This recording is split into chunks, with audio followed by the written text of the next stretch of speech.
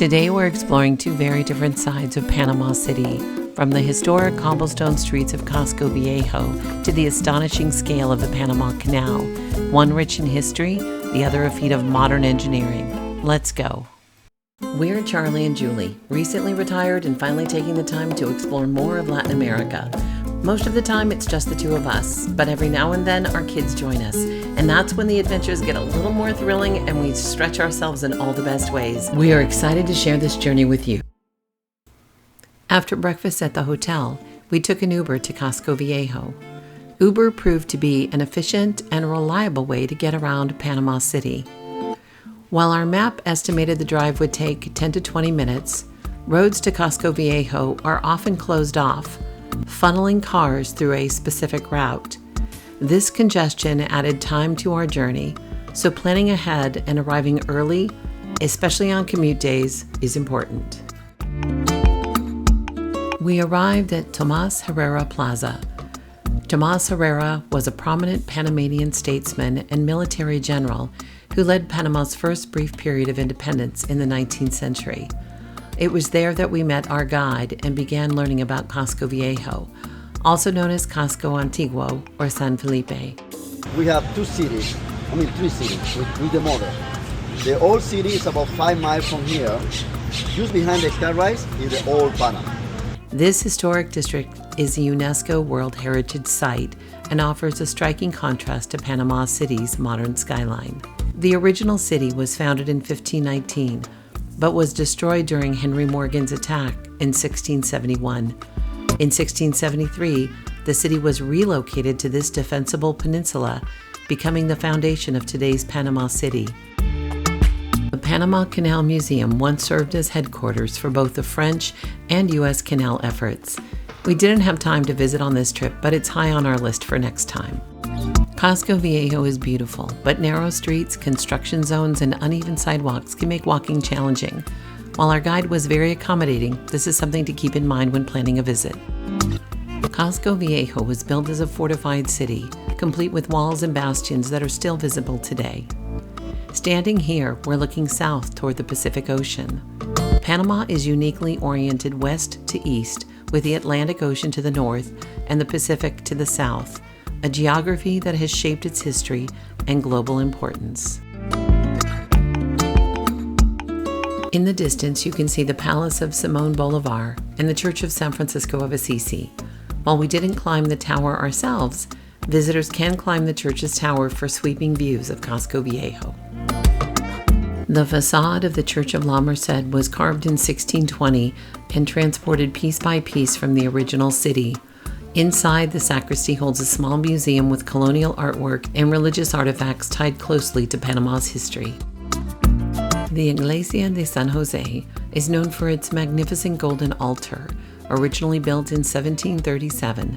According to legend, the altar was painted black to hide it from pirates and later restored to its golden brilliance in 1915. A separate room houses the original statues of religious figures from the facade, and also an elaborate nativity scene depicting the life of Jesus from the Annunciation to the flight to Egypt, reflecting the region's deep Catholic traditions.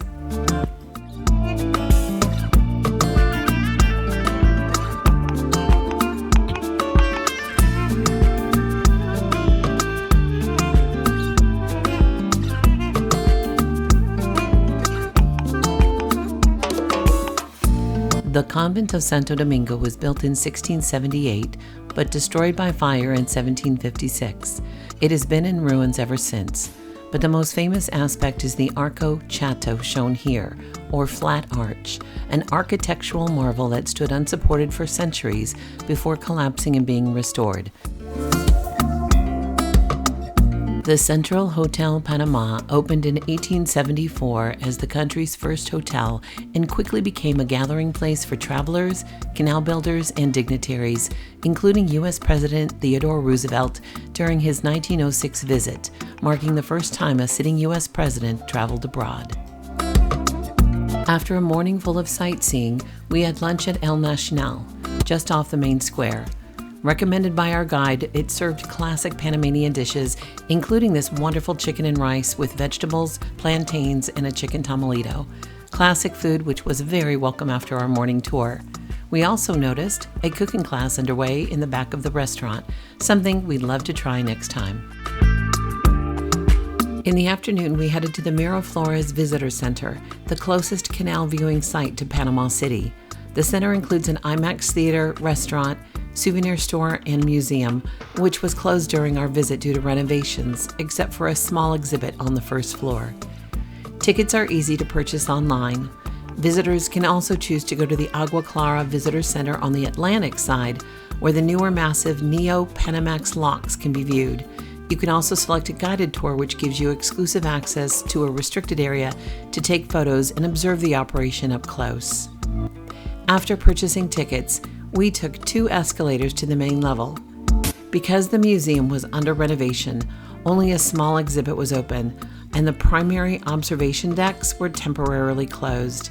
We followed a level, paved path to the active viewing areas, lined with historic photos of the canal.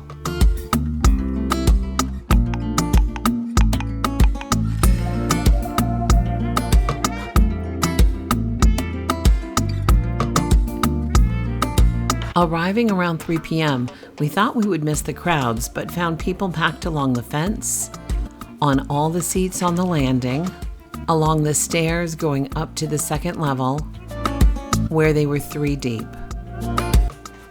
To avoid the crowds, we opted to watch the IMAX film narrated by the actor Morgan Freeman, which gave an excellent overview of the canal's history and operations. We also took some time to check out the cafe, which served a variety of food such as soft drinks, pizza, hot dogs, and ice cream, as well as tea and coffee. When we finally returned around 4 p.m., the crowds had thinned dramatically, and we enjoyed front row views as 2 massive ships passed through the locks. Ships transiting the canal are guided by specially trained Panamanian pilots employed by the Panamanian Canal Authority. While the ship's captain remains on board, the Panamanian pilot has full control of the vessel during the transit and is assisted by electric locomotives, often called mules, that guide the vessels through the locks.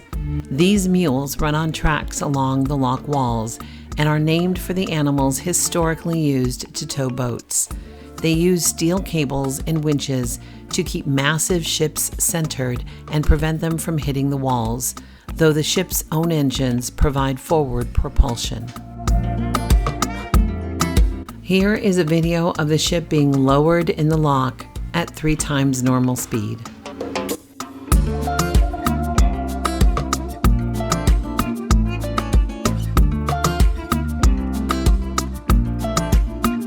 We ended the day at Sal Si Puedes, located just a few blocks from our hotel on the 5th floor of the Bristol Hotel.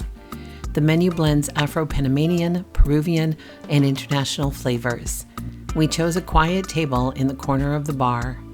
Highlights of our meal included the chaufa amazonica, or Amazonian fried rice, a distinctive regional variation of Peru's popular chifa fried rice, showcasing the unique flavors of the American rainforest, and the ceviche palteado. But the standout dessert, and one my husband was excited to try, was a chocolate mousse served inside a hollowed cocoa pod. It was unlike anything we'd tasted or seen before.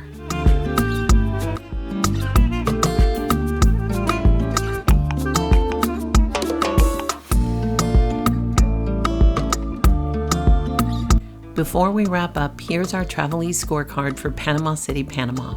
Walkability came in at 5, mainly due to uneven sidewalks and busy crossings. Transportation was much easier at 9, thanks to Uber.